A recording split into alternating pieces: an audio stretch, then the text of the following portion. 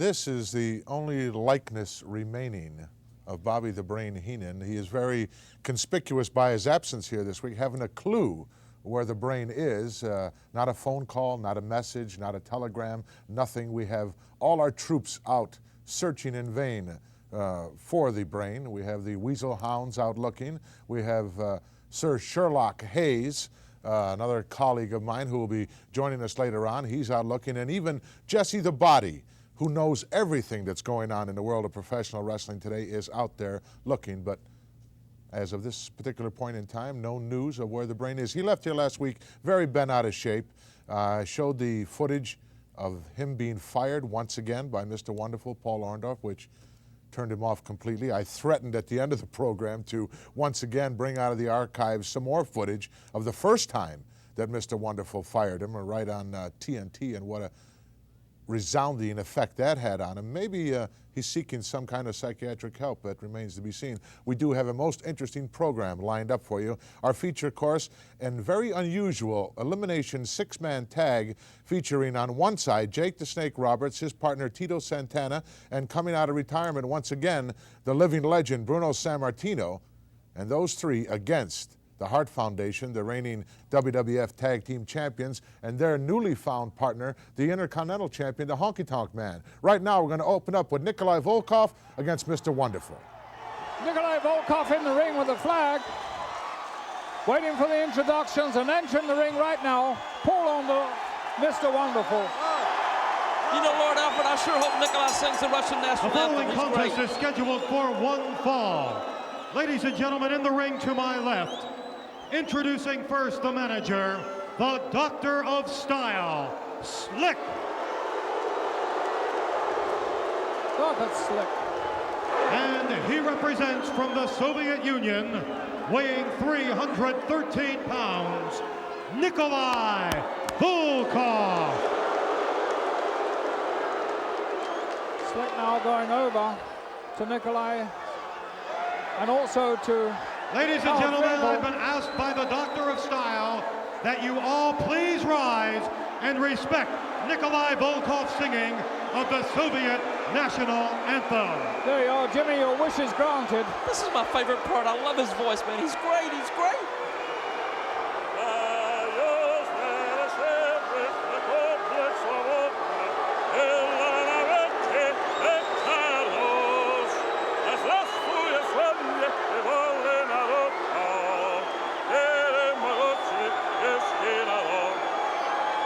I wonder why he bothers. Nobody ever listens to him.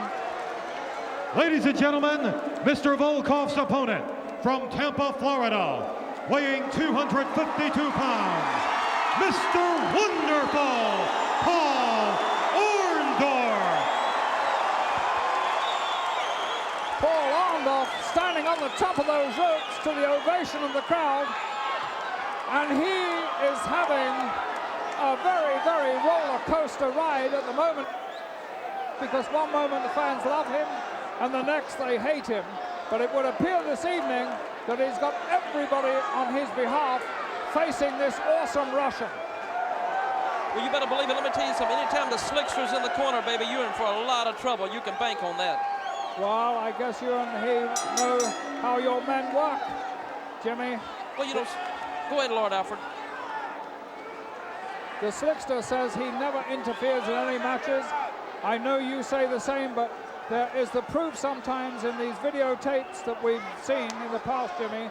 We have seen just a slight little bending of the rules here and there. Well, you know, a lot of people always say if Jimmy Hart's lips are moving, he is lying. But let me tell you something, baby. You don't ever see me interfere in a match, and you don't ever see the Slickster interfere in a match. Good move. Look at this. The Russian has attacked him with that steel flagpole. Taken complete advantage of Orndorff. I'm afraid Orndorff was caught napping there. You know how stupid Mr. Wonderful is. Turn his back on Nikolai Volkov, baby. You never do that against anybody. That's exactly what happened. Orndorff had his back turned and was definitely caught just a little bit asleep there. And now the Russian has everything going his way. Plants a huge boot to the midsection of Mr. Wonderful. You know, Mr. Wonderful, he doesn't look too wonderful right now. Uh-oh, wait a minute. Paul Orndorff making a spirited comeback here.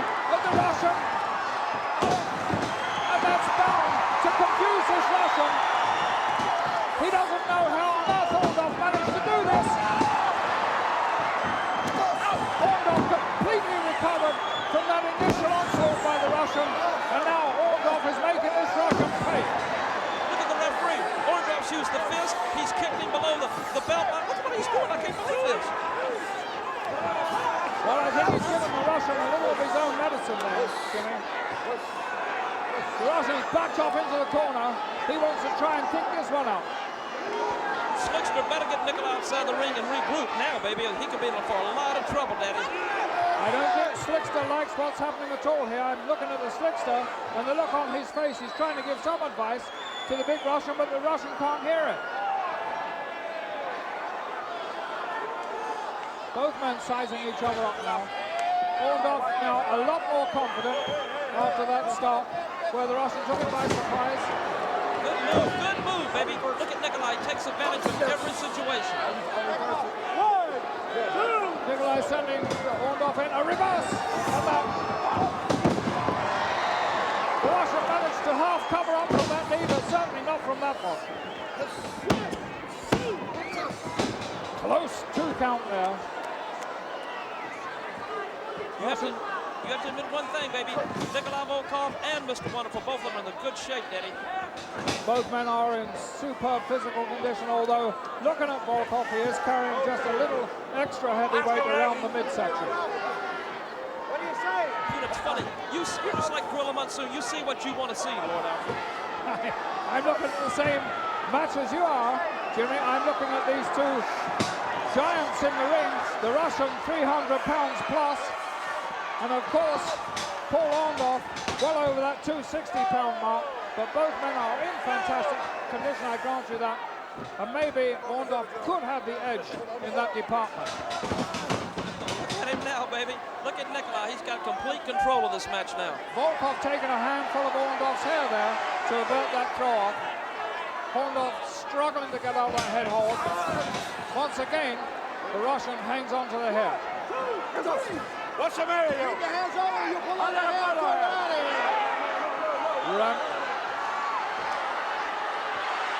Referee demonstrating with the Russian, telling him to keep away from the hair. You know, I don't hear the people saying USA, USA now, do you, Lord Alfred? They shortly will do, I'm sure. Because don't count Paul Orndorff out yet. He's an extremely durable wrestler. And his record coming into this match is absolutely the envy of everybody.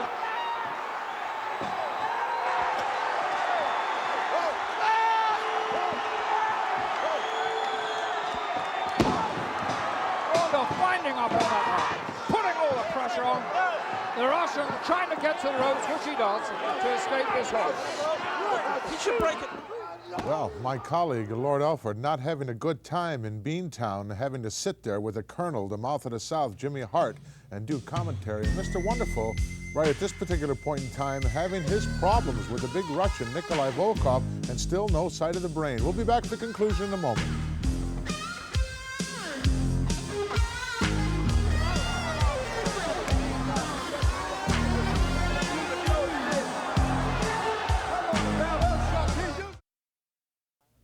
We're back, folks, and as you remember last week when Mr. Wonderful Paul Orndorff fired the Brain for the second time, he acknowledged his new manager, Mr. Oliver Humperdinck.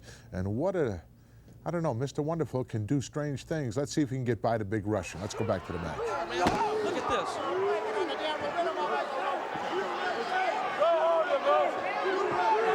Slick not happy about this situation at all. And the Russian now allowed. What is that shout I hear, Jimmy? Okay, don't rub it in. I can't stand the people when they say USA, USA.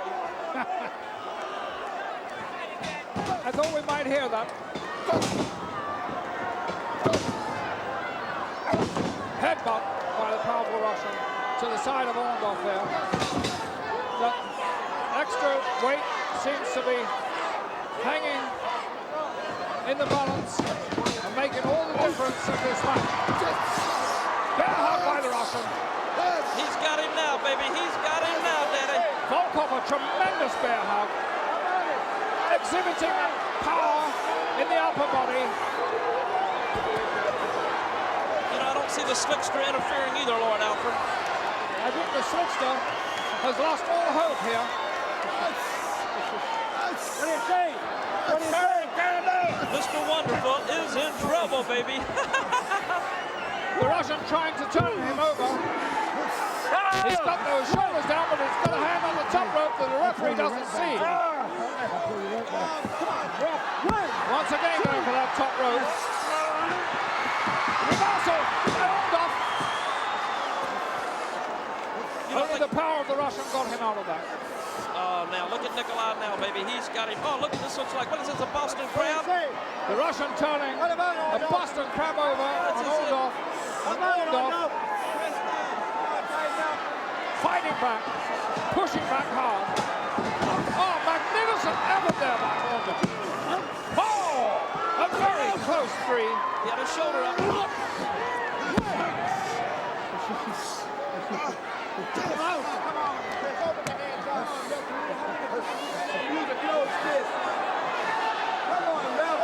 He's using a closed fist. You know, Lord Alfred, it looks like Nikolai Volkov could be in some serious trouble right now, baby.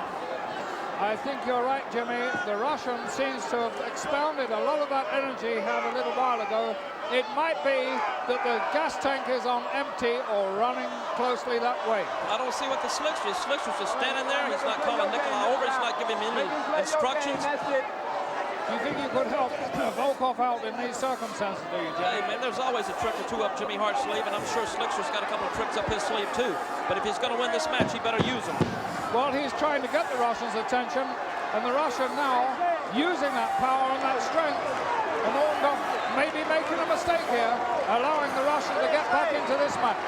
Well, at least we know one thing. It looks like Mr. Wonderful's definitely a crowd favorite here. He is definitely, and that is most unusual.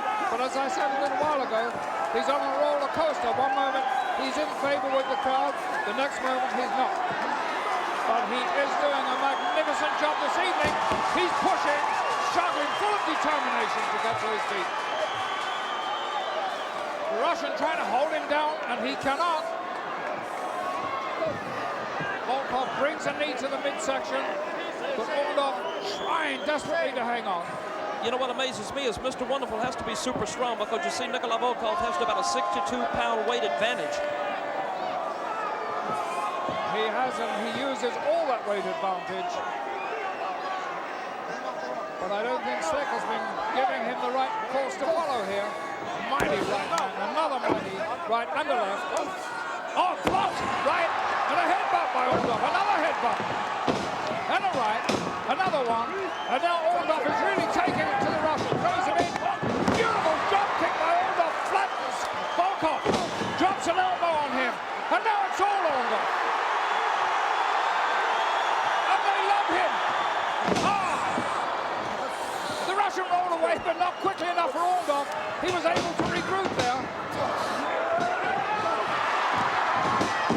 Russian round, stomach first into the top rope, and now Orndorff going to the top rope. Going right there. Oh, tremendous elbow to Volkov. And Orndorff looking particularly good at this moment. A clothesline. Sends the Russian down. Hold him. He's got it. He's got it. Orndorff. Magnificent. Perfect execution. Let us go up into the ring for the official verdict. Here is your winner, Mr. Wonderful, Paul Orndorff. You have to admit there, Jimmy, that Slick didn't have any idea of what his man was doing.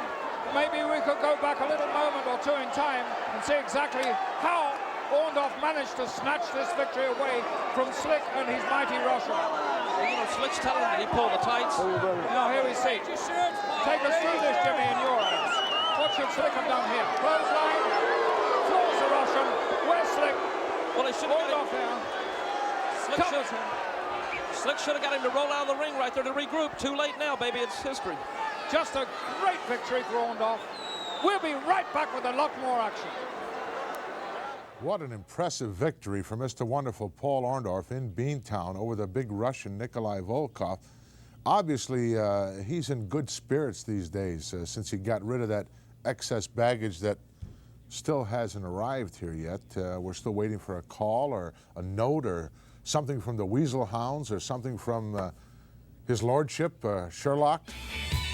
Who knows where the weasel is? Only a weasel would know, I guess.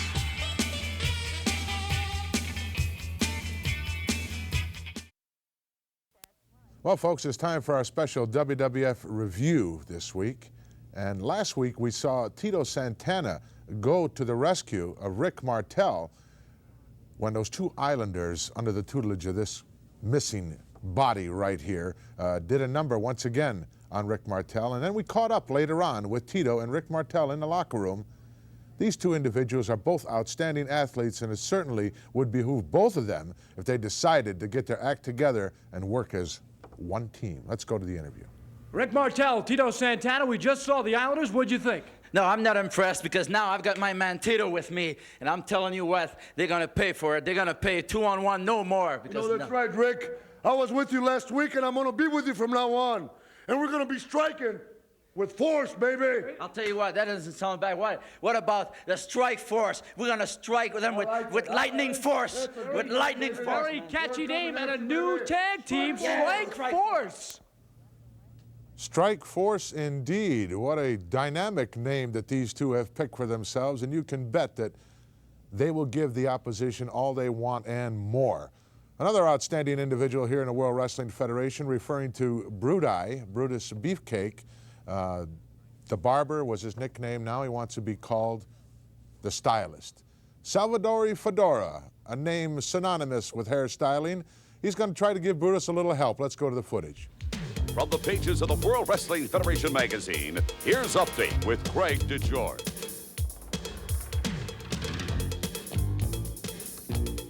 Hello, everyone. It seems that Brutus Beefcake has become as popular a barber as he is a wrestler. And yes, while we all admire his work, let's make this issue a bit more personal. Would you let Beefcake style your hair? Well, admittedly, Brutus, who is improving, isn't the most experienced stylist around. After all, it takes time to perfect a craft. But he is working at it. In fact, did you know he's decided to get some coaching recently? And what a coach! Salvatore Fedora, the world champion hairstylist from the Warwick Hotel in Manhattan. Recognized worldwide as the man who invents the future of styling, Sal has established himself as an excellent teacher and is in such demand that he's recently released a series of instructional videotapes. So we take you now to Manhattan, the Fedora Styling Studio, where Beefcake is learning his craft. How are you? How you doing? It's a pleasure. World champion, can you believe it? It's a pleasure to be here. You know, I'm really excited about getting in there and learning how to Getting those lessons. Remember one thing now. Nobody as a fella is a student. So I want you to make a world champion just like me. You ready to go to work now? Let's get to work, Sal. Let's get to work now. Let's go. Come on. Okay. And here we are in the drawing board. Okay? To become a world champion like me, it's important that you learn the steps. You first will draw is the head shape. You pull the hair all the way straight up into 90-degree angle, okay? This is the crown, and now we move to the occipital bone area. Once you have achieved that, we'll cut with the shears. Now remember, it is very, very important to do all this if you really want to learn how to cut here. Now, you able to do this now? You will show me the next page. When are we gonna get to cut somebody's hair for real, man? I'm not too good at drawing these hairstyles, but I sure am good at cutting, though. I like to get those scissors on some real hair. Now you watch carefully because you're going to do this next. And then from the back all the way down. Are you able to do that? Yeah, I think I got Get your it. scissors and comb and do it. Wait. Where'd you get the scissors? No, not that way. Ma che fai? Not this way. You're gonna kill it. No, not that way. Not that way. Let me show you one more time. This is not a wrestling match. You do not wrestle the hair. You cut the hair gentle. It's a styling here. How you coming along, Brutus, with your style? Almost finished. Well, you're doing those colors great. How do you like it, Sal? Oh, I think it's great. Who are you going to give your next hairstyle? I think I'm ready for my next victim. I mean, opponent. Wow. I'd like to present you with a beautiful diploma, which means that you graduated from the world-renowned for their hairstyling school, and also a video to remember yourself about the technique that you learn and the 90-degree ankle. Remember, Brutus, this diploma will allow you to cut hair anywhere in the world, but only in the wrestling ring. Why do I get the feeling that Salvadori couldn't wait to get Brutus out of his studio? Well, I just sort of have that feeling. Brutus has his own particular style and his own particular way of doing things, and I don't think he'll ever be a world champion like Salvadori Fedora.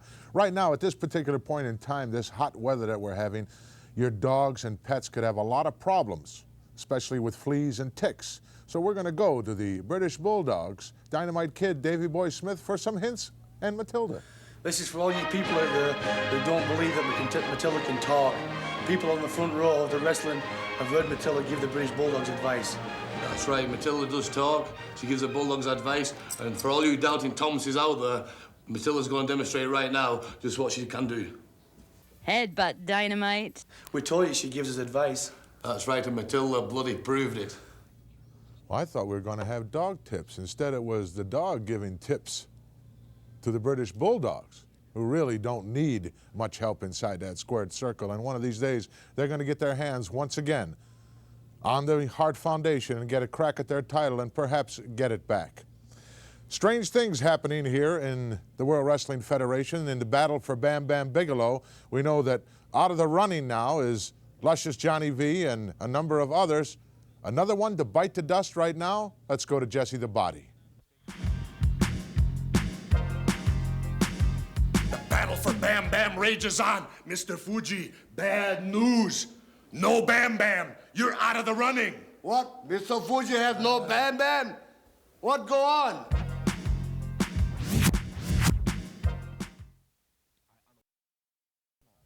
Welcome back, folks, and let me take this time an opportunity to welcome you to and to introduce to you my colleague and longtime friend, His Lordship Alfred Hayes. Sherlock, did you have any success? Well, first of all, let me just alleviate this particular piece of garbage here. We don't need that anymore. I looked in all the lowest decadent dives I could find. Air Host probably on the list? Yes, I did. Places in Baker Street, you know, as only Sherlock. He frequents those places. Yes. And I must say that there were a lot of people of dubious character there, as normally he would associate with. But no luck. No, I thought for one moment I'd been lucky because there was a discarded neck brace there, very grubby and very grimy, but certainly no weasel. No weasel. Well, right now we're going to go to the ring, take you to C.V. Offee against the $1 Million Man. My erstwhile colleague, Mouth of South, Jimmy Hart, seems to have retired. He wasn't too happy with that bout. Now I have with me the Doctor style Slick. Slick, you're not faring too well tonight. Volkov, your man, didn't seem to do too good.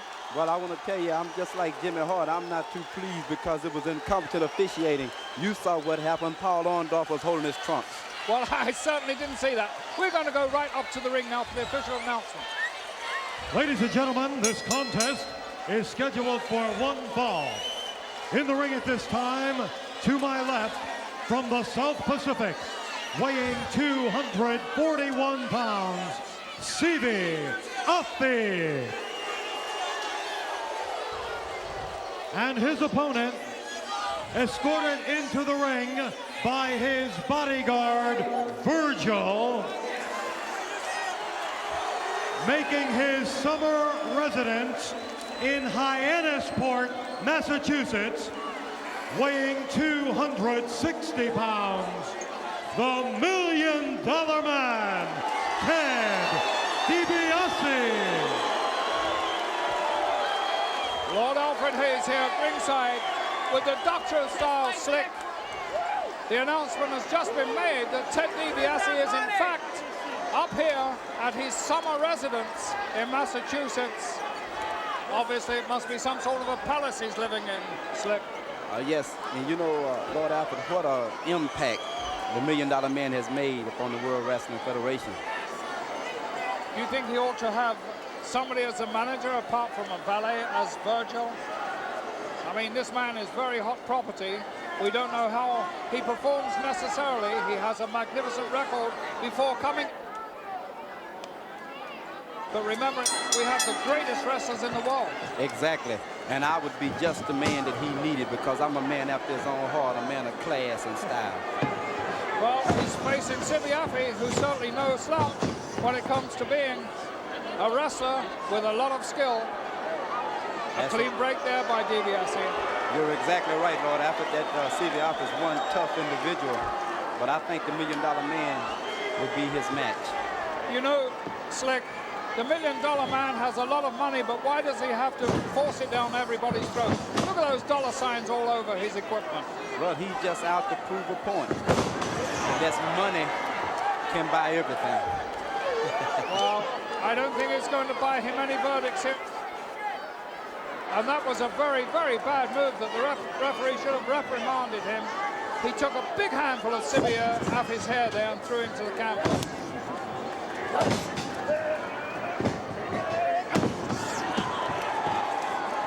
$1 Million Man moving very smartly around the ring, but it seems to me, Slick, that he has to take advantage of illegal means. I think you're making a mistake, Lord Alfred. I think what you're misinterpreting there, he took his hand and put it on top of his head and pushed him down. Oh, you think I was wrong? I think you're wrong, sir. Yes, sir. Well, we'll see. Did you see? You see that? Well, I couldn't see that as a matter of fact. Good tackle there by DiBiase. DiBiase again. Afi down. A reverse. Cross buttock.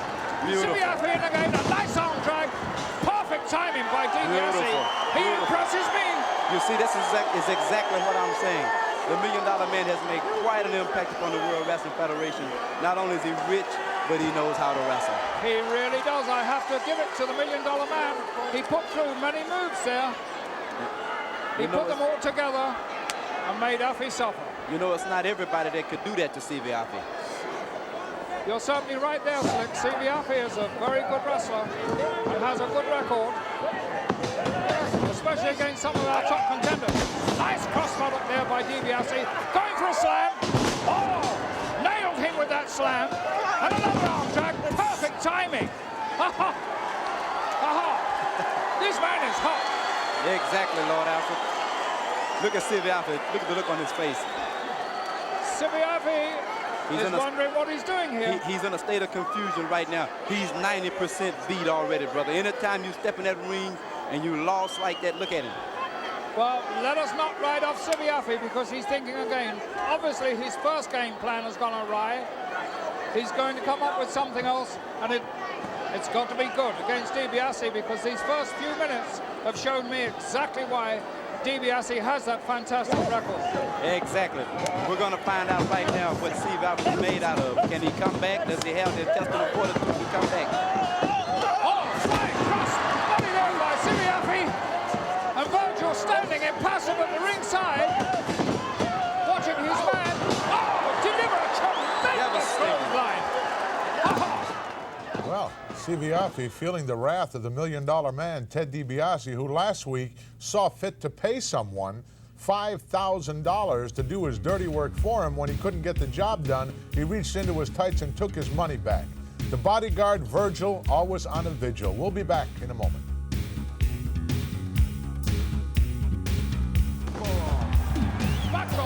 Sibiafi going to the middle rope. Here's waiting. Your Lordship, you were there at ringside. How much of a part did Virgil play in this match up there in Boston Garden? Quite honestly, practically nothing. Nothing, just watched. Right? Also, DiBiase, living up to what he said he was going to do, he's very good, you know. Well, the $1 Million Man, in fact, is. Let's go back to ringside. And now putting the boots to Afi. In the meantime, Virgil, his valet, standing there, quite impassive, watching this going on. And Sibiafi now receiving tremendous punishment at the hands of the $1 Million Man. And I want to point out their perfectly legal blows. Forearms. Backdrop. Sibiafi going to the middle rope. He's waiting very patiently. Sibiafi coming to his feet. I'm sure he doesn't know where DiBiase is. Big elbow. Big elbow to the top of Sibiafi's head. I'm going to tell you something, Lord. After if Sibiafi stands any chance of getting into this match, he's going to have to kick it in gear, brother. DiBiase showing exactly what he's made of now. Oh, ramming Sibiafi's head. Look, there we can see a Virgil's eye view of the ring, watching his man slam. Get up, boy! Afi, I'm afraid, has no offense whatsoever now. Listen to the And his million-dollar defense man is in tatters. begging him to get up. Look at slapping him out in the face. Ultimate humiliation. I love it, I love it. DiBiase, so assured, so cocksure of himself now. A headlock. A headlock which is putting Sibiafi further and further into oblivion. What's he say? Huh? Nothing. Referee asking Afi, look at the face of DiBiase there. Afi holding on grimly. Referee testing him, just hanging on. Afi hanging in there.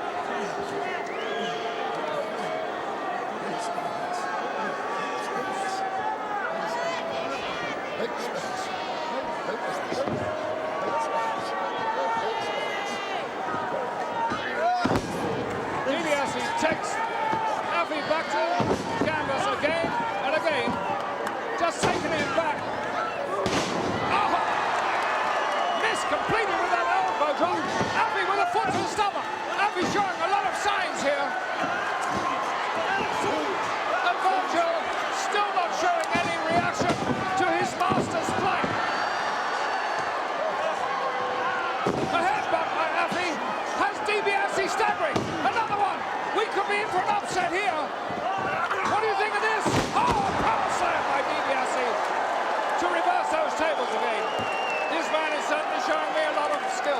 Exactly, Lord Alfred. Just like I said before the match started, Ted DiBiase is a tremendous wrestler. And now going for a sleeper hold there. A three-quarter bolt on him. Brings that back with a great find. I think you could turn the lights out now, Lord Alfred. Oh, my word. A casual handhold kept Afi down. The damage was done with that Bolton three-quarter. $1 Million Man doing it again, this time in Beantown. CV threw everything but the kitchen sink at him. It wasn't enough to put him away, Alfred. No, it wasn't. As a matter of fact, I watched that match very, very closely, having heard all this publicity about DiBiase. His offense was excellent. His defense was even better. He was remarkably good. Well, unfortunately, even with all that money, he has that wrestling ability and that ability to put people away. He also has the ability to dehumanize people. I'm talking about some of the despicable things he does, not only in the ring, but outside the ring. And we're going to show you just one more of those incidents, and it took place right in Beantown. Let's go to this special footage. You won't like it. That's a good-looking young lady, too. Let's see if Ted's going to take the boot off. I think she thinks maybe she just has to kiss the boot. Just a minute. No, I think he's going to take the whole boot off. Virgil is removing his master's boot. He's undoing his master's bootlaces.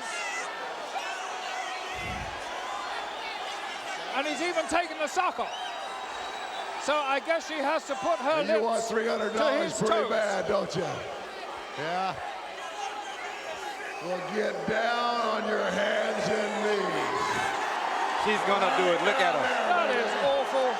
That is so humiliating, making that young girl. I love it. I think it's beautiful, Lord like Alfred. you could use a little class and a That little is bit of a money shame. to That help poor her girl along. must need $300. She may have a my child. sweaty, I think he's bestowing a great honor on her. Look, look. I love it. I love it. Humiliating thing to do. Take the money Pick that and money go up. buy yourself some new clothes. I certainly hope that is not a prime example of class in Boston. But it just goes to show you. And none of you people here are any different than her. Because everybody's got a price for the $1 Million Man, baby. Each and every one of you. That's disgusting. Oh, that was awful, wasn't it? You were sitting right there. You had a bird's eye view of $300. The only thing I can assume is that girl must have needed that money very badly for some particular purpose. She may have been a mother or something, wanted to feed her children. Yeah, but the whole the whole theory behind it, the whole reason for doing it, to me, there's no place for that in the world of professional wrestling. No, but he does that to exhibit something that he thinks is quite right. You know, he thinks he can buy everybody. Well, I think that when World Wrestling Federation President Jack Tunney gets a look at some of that, something's going to be done about it. We'll be back with the Rougeaus in a moment.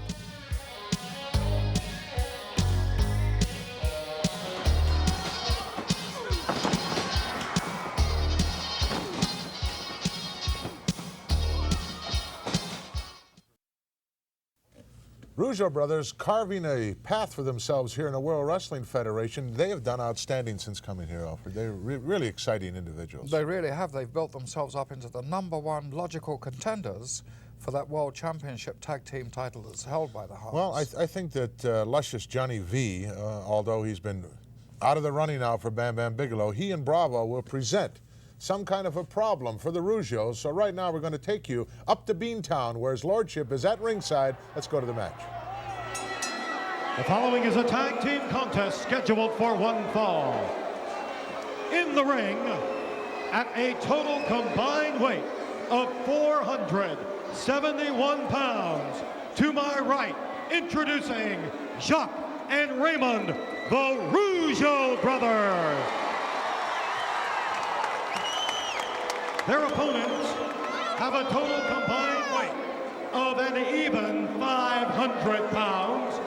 Introducing first from Montreal, Quebec, Canada, one half of the Dream Team, Dino Bravo. His partner from New York City, Johnny V. Lord Alfred, he's here ringside. Two great teams clashing. And of course, it's unusual to see Dino Bravo and Johnny V actually as a team without having Greg the Hammer Valentine. But Johnny V spoke to me a little while ago and told me how confident that he himself, let alone Dino Bravo, was capable of dealing with the Rougeau brothers, and that's awfully difficult to believe.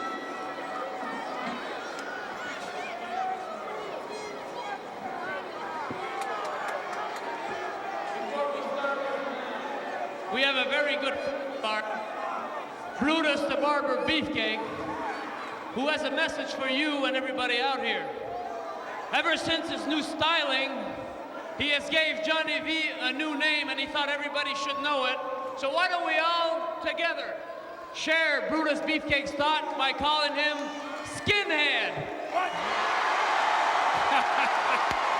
Jacques Rougeau just conveyed a message from Brutus Beefcake to Johnny V that his new name, or Brutus Beefcake's new name for him is Skinhead. Which doesn't suit Johnny V. Oh, very close here.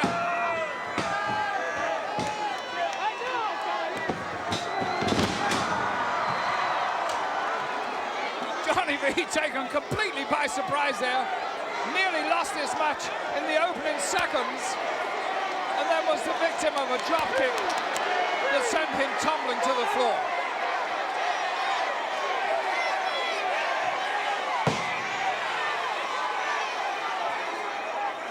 Dino Bravo going back up into the ring, whilst Johnny V is walking around trying to regroup himself and get this thing under some sort of control. Meanwhile, 20,000 people here at the Boston Garden are calling Johnny V a skinhead.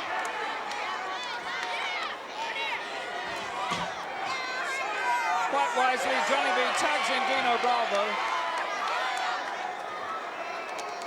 This huge French-Canadian to meet one of the Rougeau brothers, Raymond Rougeau, from Saint-Sulpice.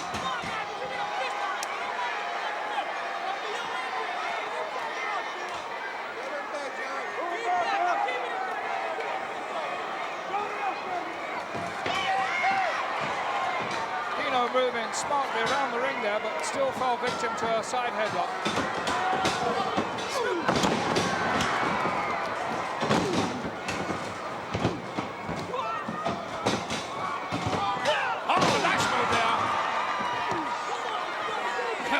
Raymond a little bit close to that corner. Johnny V managed to avert defeat there for just this particular moment. Raymond Rougeau with an arm lock on Dino Bravo. Handful of hair takes care of that. Tag made. The Bravo doesn't know about. Double drop kick. Smash. Bravo down. 1-2 only.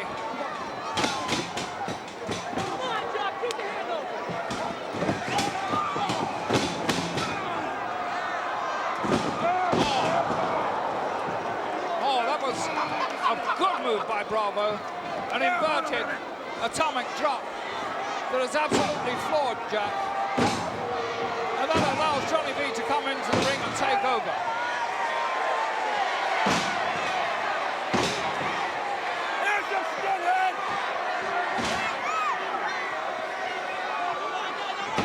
And now Bravo holds Jack from the outside while the referee's attention is being diverted. Johnny V comes back, puts a huge boot to that midsection and just absolutely takes over on Jacques. Oh, big right there by Jacques. Another right. Dino Bravo trying to come into the ring. Johnny V pushes him back.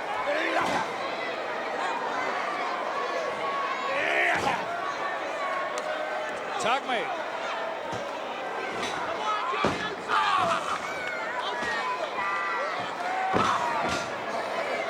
Right now, the team of Bravo and Johnny V have the Rougeau brothers exactly where they want them.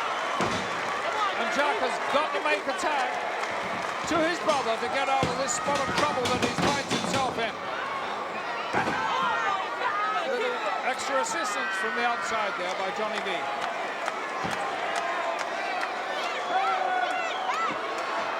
Bravo going for a standing bear hug. A little early because this match is not to the point where both men are fatigued yet. So Jack able to hang in.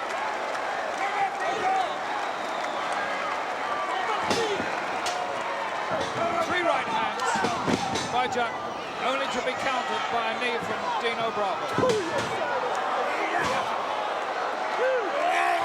And now taunting the brother Raymond is Bravo. The referee is being diverted again.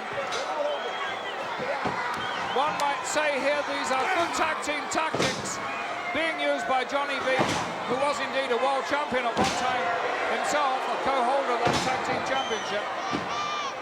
He knows how to get the best advantage while the referee's back is turned. The referee is going to have to eject Raymond, and once again, the team of Bravo and Johnny V can take over.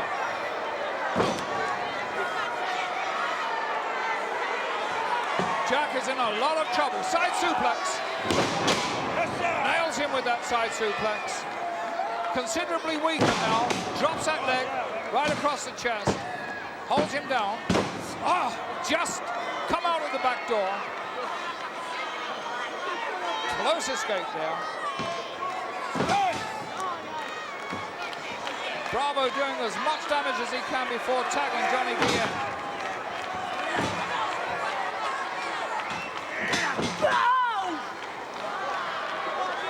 Tag team work going into action as Johnny V and Dino Bravo are making very quick changes.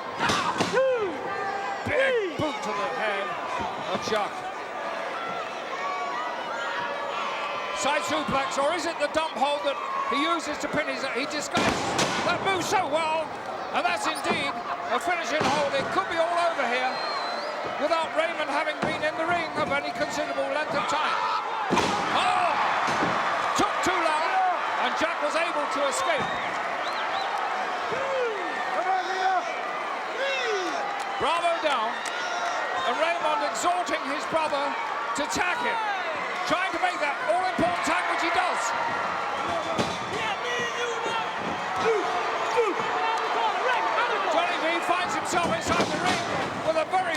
Raymond.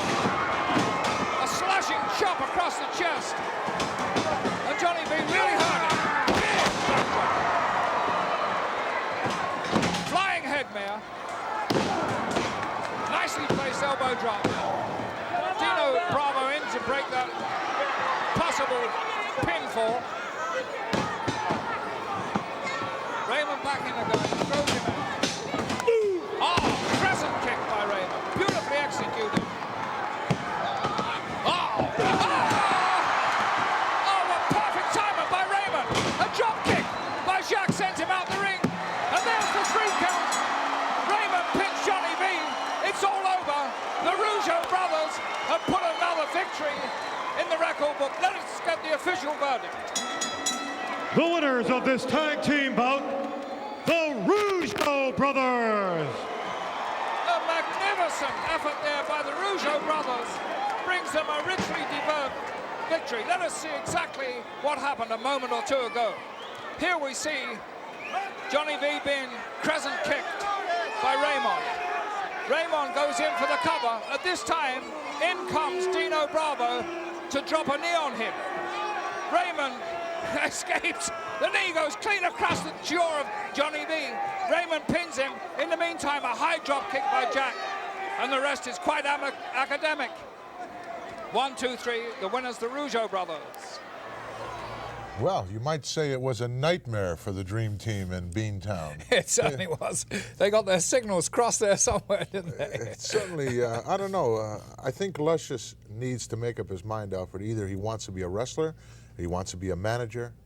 Yes. I don't believe that you can be both and be successful at both. No, I don't think he can help himself. His head is so full of grandiose ideas that he wants to put them into action, and they just don't work out. I think the nickname Skinhead is going to stick, too. Yes. And he really got a strange-looking haircut, didn't he? Well, I almost got the brain a haircut to compliments of the barber not too long ago up in Toronto in Maple Leaf Garden. But nice. He escaped just by the skin of his teeth. In fact, right now we're going to go to another of our colleagues, Mean Gene Okerlund, with the latest protege of Salvador Fedora, referring to Brutus Beefcake. All right, stay tuned. We're going to get you back up into the ring here in just a moment or two for more exciting World Wrestling Federation action. Boy, is this man doing it all and doing it by himself since WrestleMania 3. From San Francisco, California, come on in, Brutus the Barber Beefcake. A man that is standing alone. At one time, he was part of Luscious Johnny V and Company's Dream Team. There's a new Dream Team out right now, Brutus Beefcake. It's your former tag team partner, Greg the Hammer Valentine, and Canadian Dino Bravo. By the way, speaking of Dino Bravo, there's a guy that could probably use a little touching up in the hair. Well, Gene, you know, I wouldn't be able to use this type of apparatus here. I'd have to go to something a lot better, a little more horsepower, you might say, to get the job done on Dino Bravo. You know, that stuff, that steel wool, that bleached blood, greasy stuff he calls hair. You know, it's sickening and makes me sick. I don't even want to touch it. You know, these gentlemen, the new Dream Team, Luscious Johnny V, they really worked you over in WrestleMania 3. They totally abandoned you, and I can't blame you for holding some animosity. But as happened subsequent to WrestleMania 3, it really puts the topping on a cake, so to speak. Well, Gene, you know what happened in WrestleMania 3? It was a big day for me, man. There I was at center stage, 90-some thousand people around, and there I am by myself. My team and my manager, my partner of years, just walked away and left me. Well, I'll tell you what, you have gotten back. You've gained a little revenge. I would have to say part of it coming in the form of a haircut or a hairstyle to Luscious Johnny V. Well, there's going to be a lot more butt kicking going on, man. The haircut, that's nothing, man. That's nothing compared to what I'm going to do when I step into that combat zone, man. The clippers are going to be clipping, and the strut's going to be strutting, man. All right, he's something else. He's Brutus the Barber Beefcake, and we're right back. Can't seem to throw off that injury to that right arm. You know, he's had that injury there for quite a few. Oh, some terrific maneuvers there by young Brady. Welcome back, folks, and we're still waiting for a call or a message or something from the brain. Nothing. He's just ridiculous, isn't he? Absolutely Maybe he's nothing. quit, Alfred. No. Maybe he's flat out quit us. I don't think so. You don't think so? No such no, luck, he's going right? to stick in there. Yeah, he's going to stick You're really in there. going to have to prize Well, him up. we're going to take a look right now at an interesting young individual who incorporates a lot of aerial gymnastics in his wrestling profession. I'm speaking about Brady Boone as he takes on Iron Mike Sharp. Let's join it in progress.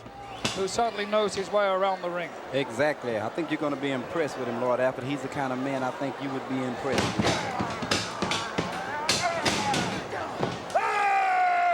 Well, it's not starting out that way. Mike letting his presence be known not only to Brady Boone, but to this packed audience here Exactly. at the Boston Gardens. Well, you know, Lord Alfred, for years, Iron Mike Sharp has been one of the dominant forces in professional wrestling. He has, and if he can intimidate his opponent, he'll use any method. Exactly. I've always said that Iron Mike, if it moves, he'll drop kick it. If it doesn't move, he'll hit it with a tackle or try and slam it or climb up it or something, or run over it.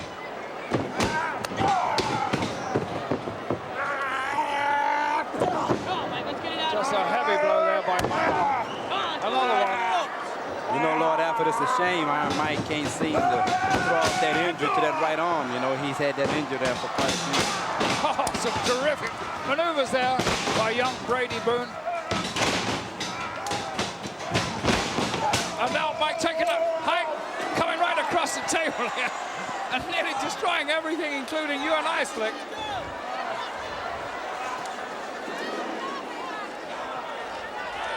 Mike trying to think this one out. Brady, two beautifully timed arm drags. And now look at Mike, he's arguing with everybody. I think he's coming back this way again. Mike recollecting his thoughts. Well, I don't know what thoughts he has, but he doesn't seem to put them together too well. Well, he didn't then, but I think the man's going to come on now.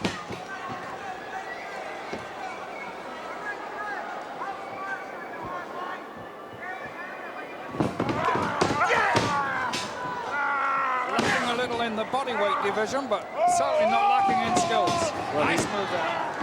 He's very quick and very agile, and that has its effect. Just a 2 count there by Brady. And Mike once again complaining. And the referee remonstrating with Iron Mike, but you can't tell what is in Iron Mike's mind.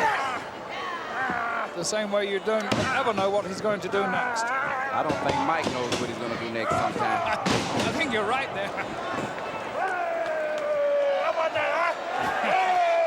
Well, he certainly seems to be proud of himself right now, and he should be.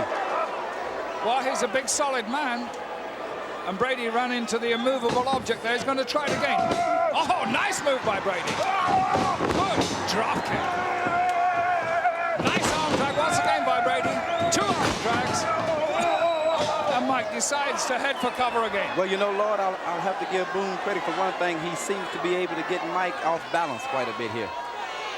He does. He's mustered a very good offense against this huge Canadian. And he seems to be doing extremely well. We could be in for an upset here. If I were managing Mike right now, I'd tell him to go into the ring, slow the pace down, regain his composure, and take his time and just use his strength on this guy. See what I'm talking about? See how he overpowered him there? I think he must have heard you, Slick. That's why I'm the greatest in this business today, brother. Slick, you're certainly doing extremely well in the realms of the WWF. Exactly. You have any plans for a world championship match against Hogan? Exactly. The big 747, brother. That's my plans. To send a one-man gang after Hulk Hogan. Just as soon as Hogan will settle down and sign a contract. We're solely going... Oh, a high backdrop there. Wow. Brady must have been 15 feet up in the air then. Slick, we're certainly going to see one-man gang. You seriously believe that this man can beat Hulk Hogan?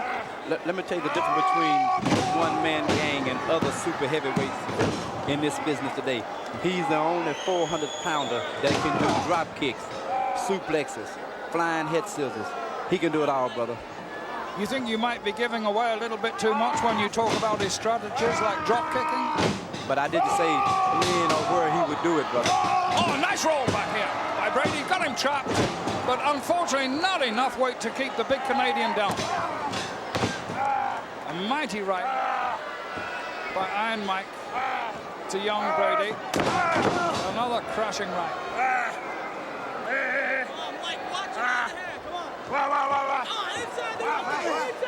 Referee beginning to put the count on Iron Mike, and Mike bending the rules, and if he's not careful, he'll bend them just a little too far and find himself marching away from the ring. Exactly. You know how the officials are in the World Wrestling Federation.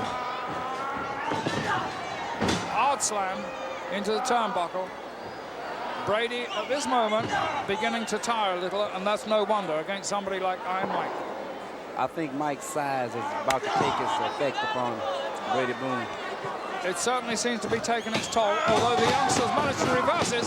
Coming in, mounting right up there. Oh, good move by Brady. Just managed to make contact with that drop kick. Made contact with that one too, but still not sufficient. Went to the well one time too many. Now, this is where I think Mike is making a mistake. The man is dazed. He should be over there on him. Well, Mike is not noted for taking his time, but he's certainly doing it this evening. Maybe somebody's told him to slow down his style a bit. It would appear to me as well, Slick, as if he's adjusting that nasty leather little piece he has on his right forearm. I don't know what you're insinuating, Lord, but you know that's from an old injury. You know that. Well, he's had an old injury for quite a few years. When is it going to heal up? Well, you know, brother, sometimes bones take a long time to mend. Well, okay, Slick. Right there, this man should be disqualified. Slick, that was a drop across the inside thigh. I don't know. That's questionable, Lord Alfred. That's questionable. It looked low to me. I don't think so, Slick. And Mike doesn't seem to be complaining too much about it. The youngster taking this match now, too. The big Canadian. Oh, a mighty blow by that. Right there is where he made a mistake. He gave himself away. He ducked his head too soon. A mighty blow by that forearm piece that Mike has there. My God, that hurt me. Heavy blow to the midsection of Brady. And for the last 2 or 3 minutes, Brady has been in the wrong end of the punishment here. And that might have been a mistake. Exactly. He has a man hurt. He should be working on him in the ring, taking advantage of it. Well, Mike never does the logical things. I'm inclined to agree with you for once. Mike likes to get his men in and beat them up, keep on top of them. This is where a manager comes in handy. He needs a guiding force like the Slickster, baby, over his career. I'd have him on top of that guy like white on rice right now, brother. You think you could do something for Big Mike? Exactly. Holding him across those ropes, in danger of being disqualified. The referee now. If you ask me, I think it's just a matter of time. Well, Brady Boone hasn't been able to do a lot this last few minutes, but Iron Mike is certainly wasting his time, and sometimes this is a definite mistake. Exactly. Give him the youngster time to recover. My sentiments exactly. He's just letting him recover. Boone getting back into the ring long before he should have, showing a little inexperience there. Iron Mike throws him in, tries that clothesline, misses. Oh, big back elbow by Brady Boone. But it took a lot out of Boone too. Mike can still stay on top of him here. Boone beginning to muster an attack. That strength coming back into that frame again. Oh, nearly a 1, 2, 3 there. Not quite enough strength in Boone to hold that at the moment, but he's becoming more and more inspired. Fast count by the referee too. Oh! Iron Mike was very lucky there. The referee saw that foot on the ropes at the last possible moment.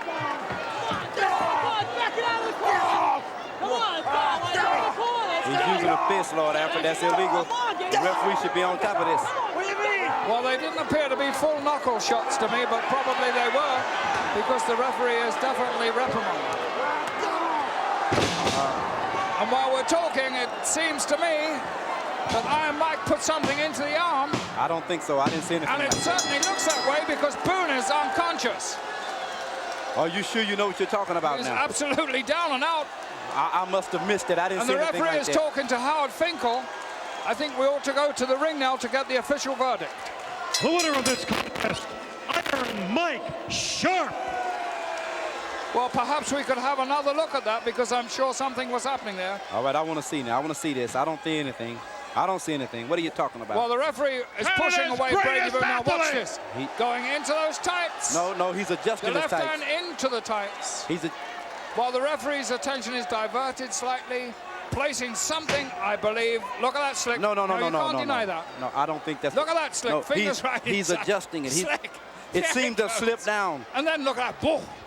Right on Brady. Knocked him absolutely senseless. And now Slick, all he has to do is cover him. You see, that's what I don't like about you, Lord Alfred. Hey, that's why we can't get along. That's why sometimes I feel like just knocking you out because you always say things like that. Here the man is to prove to everybody how tough he is. Beat the man fair and square. We'll and be you want right to accuse back. him. I can't believe it.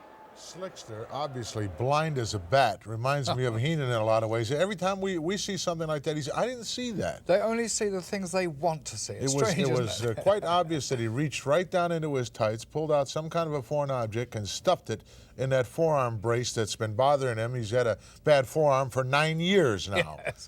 Yes. That to me is a shame because Brady Boone could have a long way to go here in the World Wrestling Federation, and to have to take a loss like that. Yes, to use an old cliche, that definitely was a travesty of justice. Certainly was, and I think it's a travesty of justice for you to have to sit there and be insulted by that piece of garbage, the Slickster. How he ever got the nickname, the doctor, he doesn't have any style at all. Not too much, definitely None lacking whatsoever. in that department. Plenty of style coming up in our feature that's coming at you in just a moment here. Our special six-man elimination tag team match with the one and only living legend, Bruno Sammartino. We'll be back with it in a moment.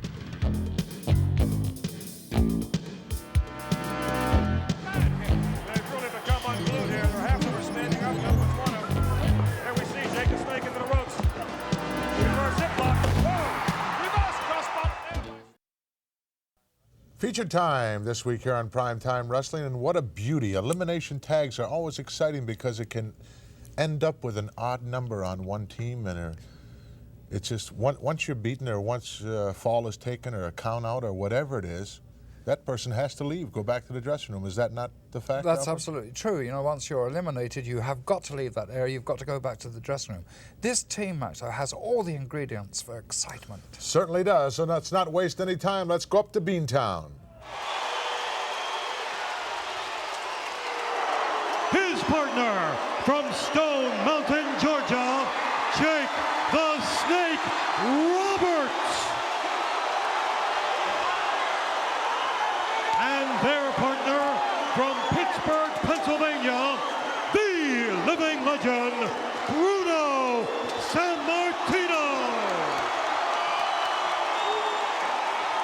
Lord Alfred Hayes here, ringside at Boston Garden, and this crowd has erupted here. I'm sitting at the ringside with Johnny V. And right now, St. Roberts has come in with Damien and cleared the ring.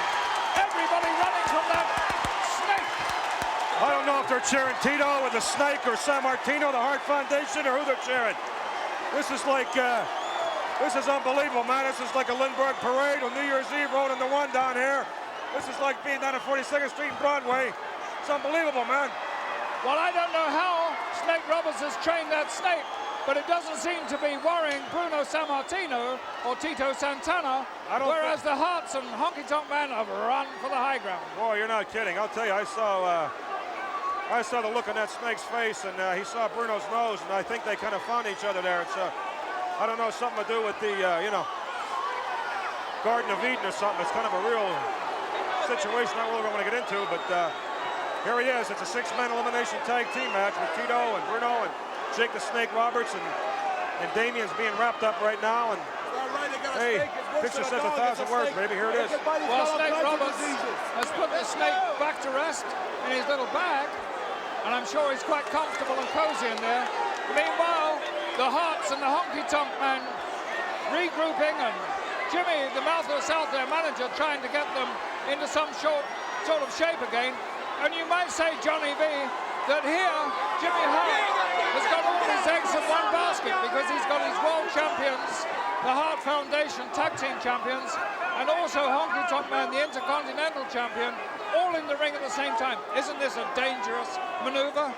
Well, I'll tell you, it could be viewed as such, Lord Alfred Hayes, but I'll tell you what, as we see the Honky Tonk Man there strutting his stuff, that's also a chance to exploit the Hart Foundation, exploit them in a sense of showing the many fans here in the Boston area and throughout the USA cable network exactly what they got, and which I deem to be quite a bit. Well, I'll tell you something, Johnny B. They haven't in any way overawed the combination of Tito Santana, Bruno Sammartino and Snake Roberts. And at the same time, we must hand it to Jimmy Hart. He has assembled a formidable force here, because the Harts are without a doubt the finest tag team combination in the world right now. And Honky Tonk Man has proved since becoming the champion that he really has a lot of worth there in that body, and he has been able to hang on to that championship. He hasn't been beaten yet. I'm just waiting to see who's going to start here, who's going to represent the starting teams. Okay, like Honky Tonk Man and Bruno. All right, baby, here we go. Six-man elimination. Doesn't like Wait a minute. He wants Wait a to minute, tag Lord. out immediately. Honky Tonk Man didn't want to start. What's the matter? He didn't want to start because I'm afraid he doesn't fancy his chances with Bruno. It's unbelievable. Bruno steps out. Tito steps out. Bruno steps out, says, I'll wait for Honky Tonk a little bit later. So we're going to start with Bret Hart from one team and Tito Santana from the other. That's it. All right, here we go. Santana forces Bret Hart to the ropes. Referee calls for a clean break and he gets one. Bret Hart looking at the many people here. They're booing and hissing and yelling obscenities. This is a real wild and crazy place right here, and they've come to see this match.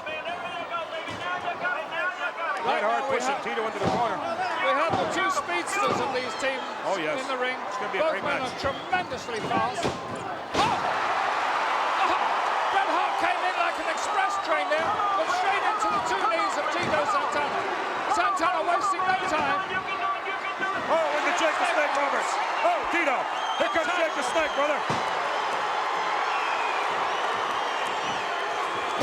Snake just waiting for this chance to get at Bret Hart. Ringing that arm for all his worth. And these people are absolutely going mad here. They've really become unglued here. Half of them are standing up, the other one's one of. Here we see Jake the Snake into the ropes. Reverse hip lock. Reverse crossbody there by Snake. Waiting for Bret Hart. Snatches it from the ring floor. Was going for that suplex, but Bret Hart, with his speed, managed to avert that. Jimmy Hart over to the rescue over there. Taking a hike to the high ground. Well, he might be taking a hike, but it's time to cool things down, Lord. It's time to, just as Jimmy Hart's doing. He's trying to tell Bret Hart to ignore these people. Let's stick with the game plan and forget about these crazy people that are acting, unbeside themselves up here at the Boston Garden. Well, Jimmy Hart, obviously a great influence with his team. Oh, he does, yeah. He's managed them and maneuvered them for world championships, so well they should listen to him. Okay, we have a tag here. Timely tag. Here comes Big Daddy, Jim the Anvil Neidhart. Coming into the ring. Anvil Neidhart. Let's see what this Snake Roberts can do with Jim the Anvil Neidhart. Well, the Anvil, of course, is the power member of this trio. There you go. There you go, your lordship. Look at this. And Snake Roberts, I'm afraid, is going against the man there. There we go. Strength. Sheer strength.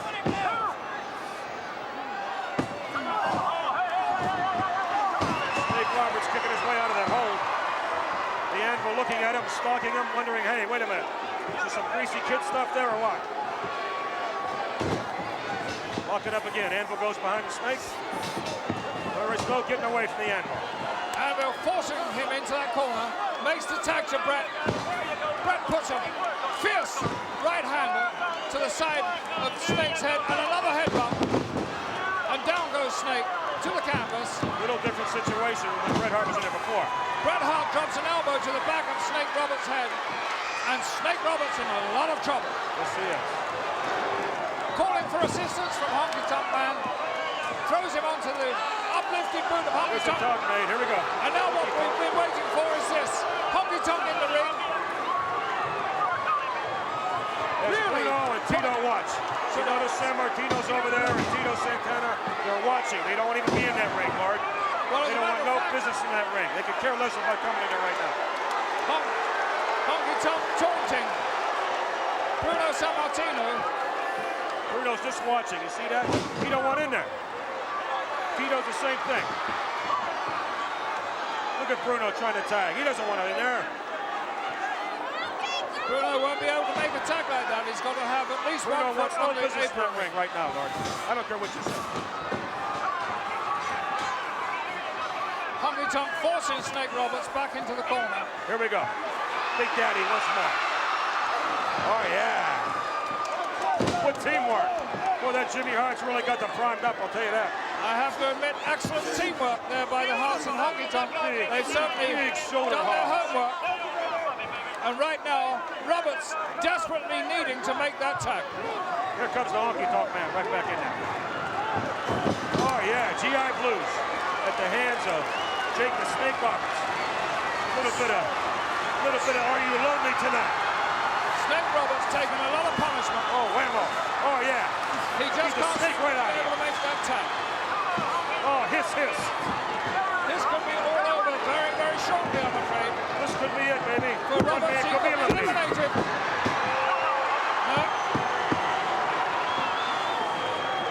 Roberts really in danger of being eliminated now. Oh, what a knee, man. Snake Roberts in desperation with a big high knee.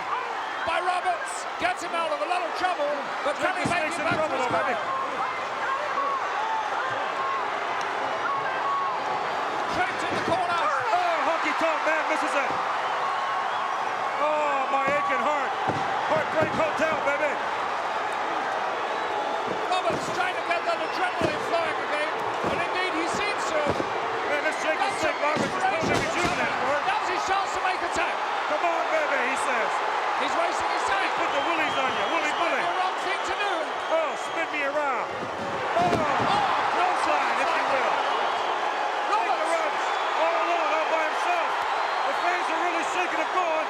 Jake Roberts forgets about everybody. It's him and the Honky Tonk Man. Oh, Jake out of the ring.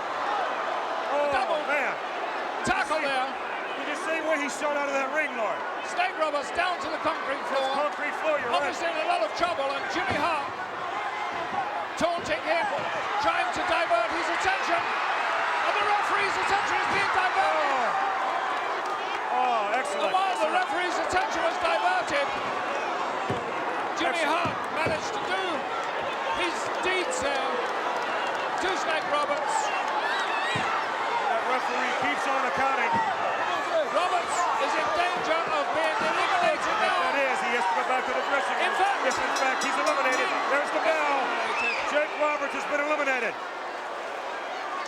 That means it'll be 3 against 2. He'll have to go back to the dressing room. Let us get the official announcement on this. Jake the Snake Roberts has been counted out and he is eliminated from the contest.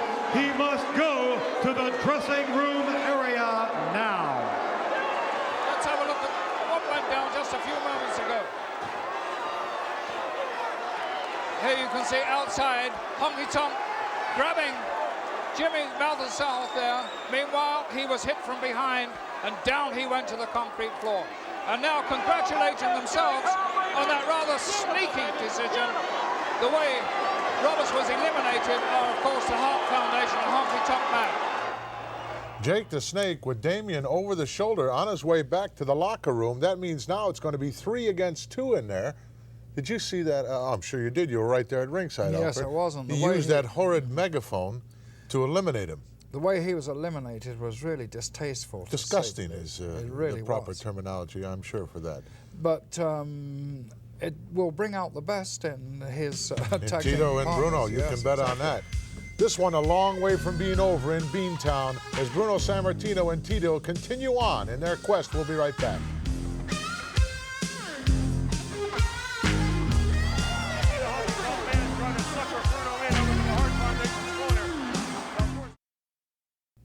The premier ring announcer in the World Wrestling Federation, referring to Howard Finkel, made a rather rare appearance in Beantown. Yes. Maybe you're visiting some of his relatives. I know he has a lot of friends up in that area. But As a matter of fact, he was it's with good a lot It's of good to family. see Howard. Right now, let's go back to ringside as Bruno and Tito take on 3. For the first time against the Honky Tonk Man. You see the Honky Tonk Man trying to sucker Bruno in over to the Hart Foundation's corner. Now, of course, we're keeping in mind that mathematically we're dealing with 3 against 2. That being Bruno and Why Tito. doesn't Honky Tonk come into the center of the ring and go one-on-one with Bruno? Because he's smart, Lord. You know that. He's smart. He wants to suck Bruno into that Hart Foundation nest and take over on Bruno and beat him up and throw him out of the ring just like they did Jake the Snake Roberts. Well, there's no way Bruno's going to be suckered into that corner there against 3 men. You never know. In any case, he might be able to take care of all 3 of them. Wait a minute. Here we go. They got him in the corner, don't they? He's trying to fight his way out, but to no avail. Look at that. They got him. And in comes Tito Santana. 3 against 1. And Santana attacking these from behind. The referee's demonstrating Referee just doing what he saw fit. Get Tito all the way out. Diversion of attention. Beautiful Hart Foundation. That's the way to do it, baby. Some heavy rights there from Jim the Anvil Neidhart has floored Bruno. Bruno was caught there. Bruno caught off guard. He's in a bad predicament right here. And now some heavy boots. He doesn't look like much of a living legend now, does he? To the upper torso of Bruno Sammartino. And once again, he's trapped in the wrong Looks like a living half-wit because he's in the wrong corner. There you've got the Hart Foundation doubling up on him. Here comes Jim the Anvil Neidhart, well over 300 pounds. Whammo! Bret holding Bruno in a headlock there. The referee, I'm afraid, is in danger of losing all control of this match as the Harts and Honky Tonk go to work on Bruno. They're just changing off that will on Bruno. And of course, the Mouth of the South urging his men on. Man. And right now it appears to me that it's just 3 against 1, Jimmy. Johnny, I should say. Bruno Sammartino's in a bad situation. Heavy boots. He's in the corner of the Hart Foundation. Bruno taking a lot of punishment. But Bruno is a very durable wrestler. We'll see how durable he is. As you see, And he has tremendous willpower. On Bruno. Great determination. He may be able to fight his way out of this. I don't know. It doesn't look too good for Bruno Sammartino. Well, big haymaker sent in by the Anvil. Here we go, Jim the Anvil Neidhart. Oh, boy. Bruno moved just in the nick of time. He takes Tito Santana. Tito comes in. The Mexican Spitfire. Here he goes. Watch him. Another one. And floors Bret Hart. Whoa, hot tamale. How do you want him? A reverse by Bret. Oh, high flying tackle. A save by the Anvil. Bruno. Here comes Bruno. Bruno takes Bruno it. woke up. He sends the Honky Tonk Man flying. Here goes Bruno the Honky Tonk Man, Lord. It's 2 Harts against 2 Tito. against 1 is right. Tito goes into ring there and ducks that clothesline. Oh. The Mexican Hammer holds Bret Hart. He took a fall. I don't believe it. Tito took a fall with the Anvil. Unbelievable. No. And let's get On Bret Hart. I'm so confused. I don't even know who they are. From this contest and must now go back to the dressing room. Unbelievable. Tito evened up the odds there. He eliminated Bret Hart, and now once again, it's quite even all round. 2 against 2. Leaving Honky Tonk and Jim the Anvil against Tito and Bruno. Let's have a look at what went down a few moments ago. As you see, both Harts throw Tito in. They prepare to clothesline him. Tito ducks below this, and a Mexican Hammer hits square on the head of Bret Hart. Tito climbs across him. Referee's right there for a 1-2-3. Flying forearm put the hitman away. It certainly did. How convenient it was that the Anvil got scooped right out from underneath those bottom ropes, and he went down like a ton of bricks. Absolutely. Well, now we're down to 2-2. It should make this match even more interesting as we continue on. Yes? No, we can't come to the lobby right now. Maybe later on we could come to the lobby. In fact, we've got a long way to go in this particular matchup right here, as it's now down to the Anvil and to the Honky Tonk Man against Sammartino and Tito Santana. We'll be back right after this.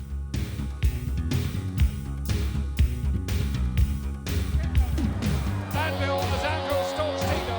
Anvil going for that right arm. A heavy knee Well, we're back, folks, and about to go back to Beantown and get into our special... Excuse me, Mr. Monsoon? Yes? I have a collect call from Mr. Heenan. Will you accept the charges? A collect call? Give me a break. He's Are you kidding? holding on line 5. See what he has Shall to we? say. You're Yes, kidding. why Collect. not? He's holding on line 5 for you, Mr. Monsoon. Only he would call collect. What a mark. Hello? Yes. Who is this? Monsoon? Yes? This is the host, Bobby Heenan. Yeah, the host. Well, you're absent host. We have a co-host here this week, His Lordship Alfred Hayes. Do you have any idea that we're doing prime time right now? Oh, yeah, it's occurred to me. I know exactly what I'm doing. Yeah? But you can sit there all you want with Sherlock Hayes, but I'll tell you what's going to happen. I'm with my attorneys right now and different people concerning the media and the networks. Yes? You're just about out of a job. Please, give me a break, Brain. I refuse to come in under the advice of my attorneys. I don't know if I'm coming back next week or if I'm ever coming back. Well, thank you very much. If you think you're going to show Paul Orndorff firing me what happened a couple of weeks ago, We did that last week. right, and if you think you're going to show what happened a couple of years ago and then show them both on there and continue to insult me and embarrass me, it's just not going to happen. We're going to show that next week. No, I'm getting a court injunction. A man of my distinction should not have to take this kind of abuse. Well, listen, if your lawyer is anything like your doctor was and that other piece of garbage you brought in here, we won't have to worry about that. So long, Brain. Your collect call time is up. I didn't call collect. Let's go back to ringside right now in the Boston Garden. Telling his man Bret Hart that he made a mistake. What Jimmy Hart has got to do is Let me put his figure this team out now. We've got Snake Roberts eliminated. We've got Bret Hart eliminated. So it's the Honky Tonk Man and the Anvil against San Martino and Santana. Two against two. Absolutely right. And right now in the ring, we have Tito, who comes up behind Honky Tonk Man and gives him one for good luck. He got the Honky Tonk Man catching flies there momentarily. Honky Tonk Man, more humiliated than hurt. Yeah, he cut him off balance. Back in the ring. Certainly did. And he certainly didn't phase Tito. Tito looking at Anvil as Anvil stalks Tito. Anvil going for that right arm. A heavy knee to the midsection of Tito floors him. A double hammer to the back of Tito. And now Neidhart trying his best to eliminate Tito. Yeah. Good teamwork. What teamwork. Good teamwork. You're absolutely right, Johnny B. Honky Tonk Man. And I'm afraid for the team of Bruno and Tito, they haven't shown the teamwork that the Hearts and the Honky Tonk have. Tito trying to make that escape. Tito desperately trying to get over the type Bruno Sammartino. Striking his being held by the Honky Tonk Man. Whoa! Anvil comes in from the tag, makes a legitimate tag with Honky Tonk Man. A big slam coming up, drives him into the mat, really nails him. Coming in for an elbow drop and misses. Tito managed to get out of that. Tito missed with that first boot, but certainly connected with the second, and connected with those right hands too. Picking Anvil up for the slam, all 300 pounds of him very easily. He's going for the elbow now, and tripped from the outside by the belt himself. Beautiful. Anvil on top of him. Beautiful. And I'm afraid it looks as if Tito has been eliminated. I didn't see nothing. We'll have to go for the official verdict right now to Howard Finkel. Tito Santana has been eliminated from this contest and must now go back to the dressing room. Mouth of the South, indeed a happy man. Let's go back and see what happened here. Here comes Tito. He shows him that elbow. He's coming in for it. But he's tripped by the Mouth of the South from the outside the ring. Hits his head as he goes to the canvas. I don't know if he was choked or And Neidhart, who was practically unconscious, lost his balance. barely rolls across him, pins him for that all-important 1, 2, 3, and this leaves just one man against two, Johnny B. Well, a little mathematical conclusion there. Looks like it's Bruno Sammartino against the Honky Tonk Man and Jim the Anvil. And for all his experience, this is going to be a mighty uphill struggle for Bruno against the powerhouse Neidhart and the Intercontinental Champion. If he's a living legend, he'll certainly have to earn that title right now. Well, let's see what he can do, Johnny B, because never, ever right. Here they go. Right on him right away. The former world champion. A double knocking up. Two boots in midsection. He's going to work on both Honky Tonk Man and the Anvil. There goes Bruno. Man, that guy's acting like a living legend, I'll tell you that. Oh. Honky Tonk Man not strong enough to be able to hold Bruno, but now they both have him down. A knee across the throat and a knee across the chest. The referee only just now putting out Neidhart. I'll tell you what, I gotta give the guy the credit. San Martino is hanging in there. He sure is game. San Martino not only hanging in, but he did exceptionally well in the beginning. Yep. A double hammer to the jaw of Bruno weakens him a little further. There is no tomorrow for San Martino. There's nobody to tag. There's nobody except him out there. Legal tag to Neidhart. He's got 5 to get out the ring, Honky Tonk. I think he put up more than he can shoot, I'll tell you that. 2 against 1. Neidhart headbutts Bruno. Bruno now struggling against these 2 men. But knowing Bruno, he's a dynamo. He's never out of breath. I know he's a dynamo, Lord, but if 2 against 1, you know, you got the Honky Tonk Man and Jim the Animal Neidhart. You're talking about a lot of experience and a lot of guys with great successful track records. These guys are tough hombres. Well, you're right, but Bruno can dig down deep. He's shown that before, and he's shown it to us recently. And I think that Bruno's probably now imagining something there upstairs, because it looks to me that he does have some play.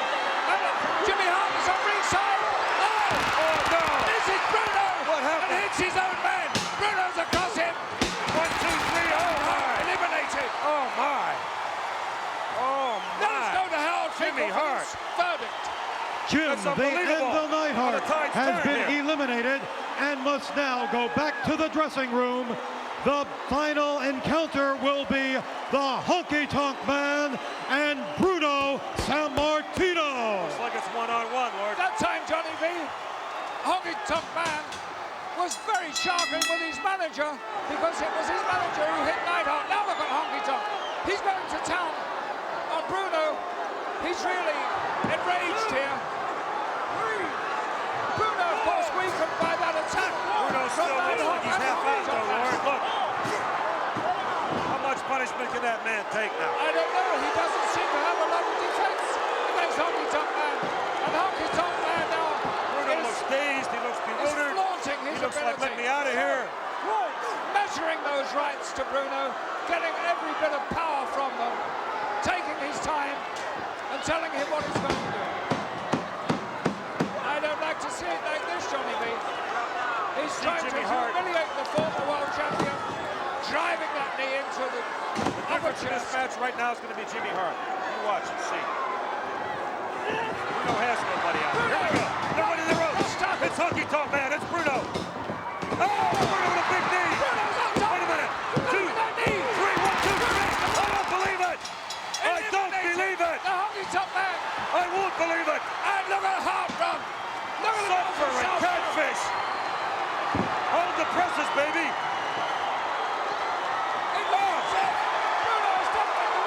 Let's get the official verdict. This is unbelievable. Of the match.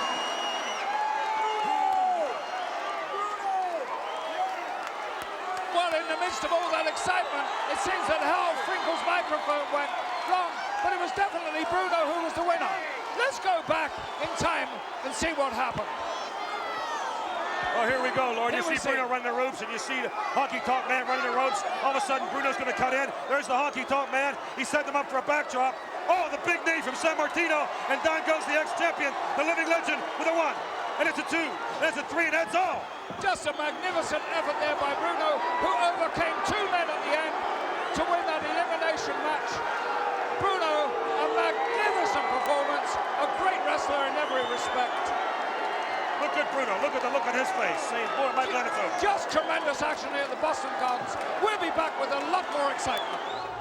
Well, Bruno Sammartino proving why he is the living legend, Alfred. And you know, the mouth of the South, Jimmy Hart, was directly or indirectly responsible for almost every fall in that match. Absolutely. Except for the last one when a Honky Tonk Man went down from that big knee by Bruno. Otherwise, he was involved in, he or his megaphone were involved in almost every fall.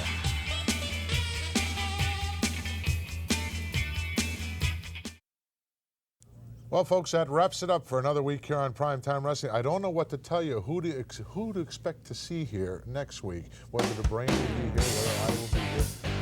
His Lordship, he can pop in at any time. You'll love to see Jesse the Body Ventura. Who knows who's going to appear on Prime Time next week? It'll be interesting indeed to find out. Until then, for His Lordship Alfred Hayes, Gorilla Monsoon saying so long, everybody. Cheerio.